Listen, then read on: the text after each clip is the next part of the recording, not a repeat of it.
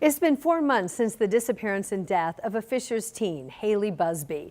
Tonight, her case is once again leading to action from Indiana state leaders. This time in civil court, where Indiana's Attorney General is now targeting two popular online platforms at the center of Busby's case. Our Ashton Hackman has been looking through this new lawsuit for us today. So Ashton, which platforms is the AG targeting? Yeah, this lawsuit targets Roblox and Discord, two apps investigators say were used by the man who picked up Busby in January. And Indiana Attorney General Todd Rokita says Haley's case is not isolated, alleging both companies fostered platforms used by child predators. Rokita argues Roblox and Discord prioritizes profits and growth over safety of children, arguing the two platforms market themselves as safe for children and that the companies know about child exploitation and inappropriate communication and content on the platforms, like Escape to Epstein Island and Diddy Simulator, user-created open worlds on Roblox. Rokita argues predators use Roblox to misrepresent their age to kids and then move conversations over to Discord, a characterization that the company says does not reflect their platform. Roblox saying while no system can be perfect, we are constantly enhancing our safeguards and we look forward to working constructively with the Attorney General's office to help keep kids safe online. Roblox and Discord and other online games is just a fertile ground for these predators to find new victims, and a lot of times parents just don't understand how easy it is for them. John Graham leads education and outreach for Susie's Place. Emily Perry leads the nonprofit. Everybody that's creating apps and gaming platforms have a responsibility to keep kids safe, and parents need to be responsible for their kids as well. The Busby family reacting to the lawsuit, saying in a statement, technology and social media companies have a responsibility to prioritize the safety and well-being of the children and families who use their platforms. Far too often, families are left navigating dangerous online environments without the transparency, protections, or urgency they deserve. Parents deserve the ability to make informed decisions when it comes to the safety of their children, and currently that level of transparency and accountability is too often absent. Both Roblox and Discord will have the chance to make their arguments in court. In the meantime, Tyler Thomas, the man charged in Busby's disappearance, remains in custody in Ohio on federal child pornography charges. We'll continue to follow that story. Ashton, thanks so much. A 17-year-old tonight is charged as an adult for allegedly killing a 16-year-old during a planned robbery.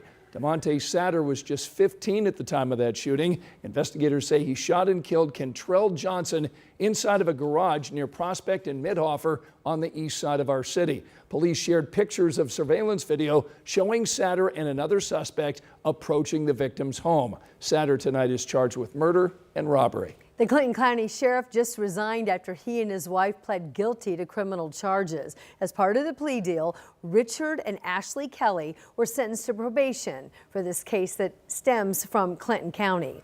The couple faced official misconduct and conflict of interest charges after investigators say they misused the jail's commissary fund. Both are still facing theft charges in another case in Marion County. Investigators say in that they conspired to collect $50,000 in disability payments by lying about an injury.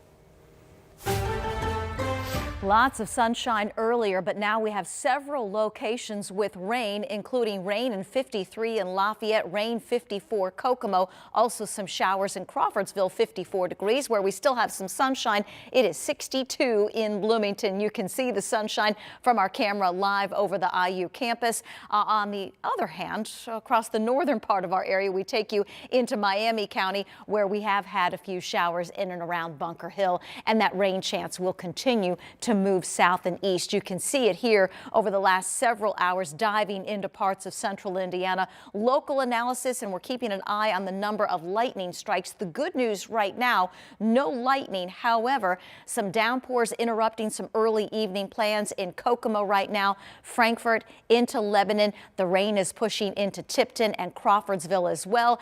Elwood, Hamilton County, Zionsville, Danville, you will be next, along with Rockville, as the rain continues to push south over the next couple of hours. And it's one of several rain chances in the forecast. I'll have a look ahead in a few minutes. All right, Angela, thanks so much.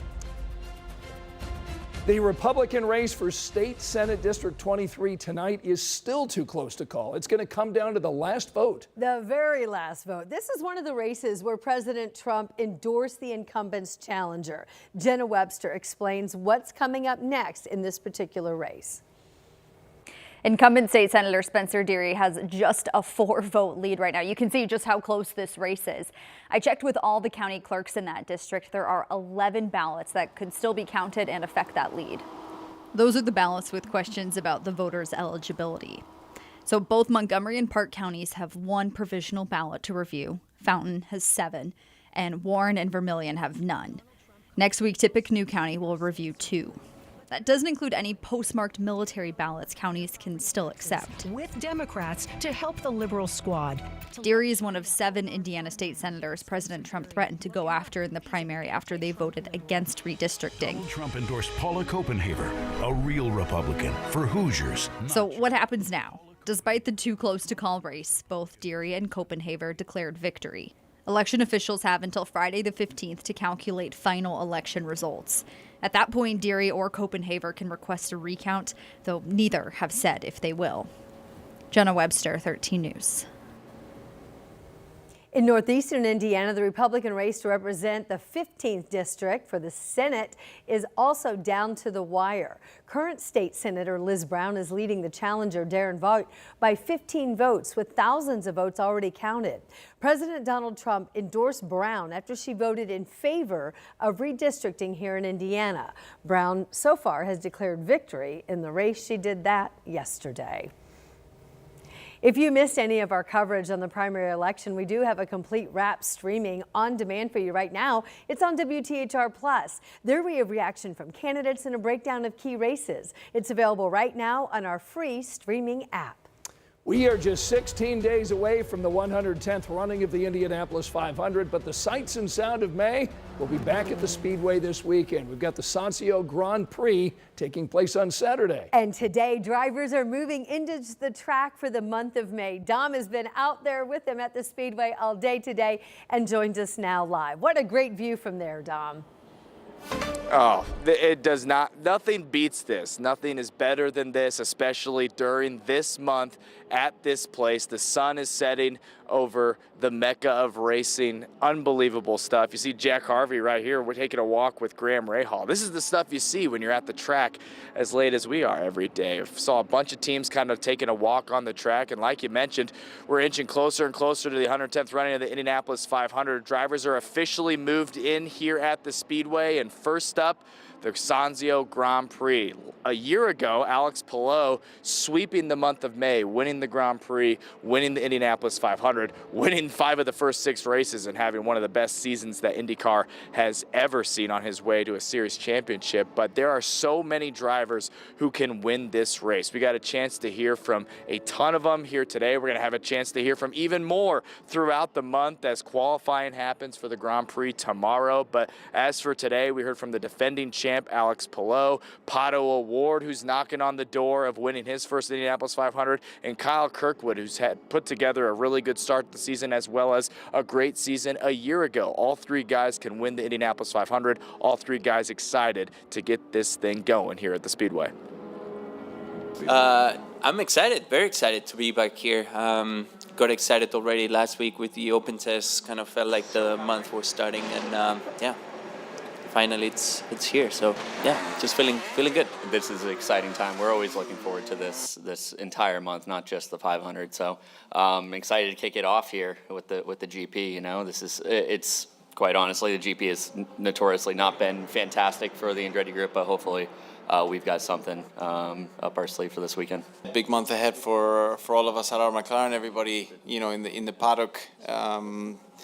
And yeah, I love coming here. I love the month of May. I love you know, being able to start the month in what I call home now. So yeah, it's great to be here.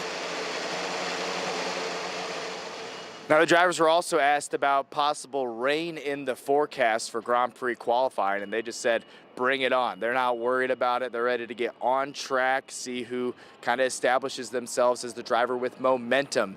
This Grand Prix can really springboard you to the rest of the month, even though it is a road course, not the oval. Going the opposite way, it doesn't matter. That momentum certainly helps you throughout the month of May. We'll have all your coverage right here on Channel 13, so keep it locked right here on WTHR. We'll send it back to you here live from the Speedway.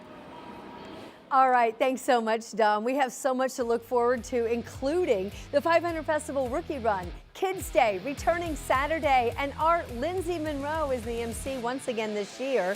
Of course, we're looking ahead to Carb Day. That's on May 22nd. And then the 500 Festival Parade is Saturday, May 23rd. You can watch that right here on Channel 13. The next day, of course, the 110th running of the 500. Again, that's Sunday, May 24th. We'll have your pre-race and post-race coverage right here on WTHR.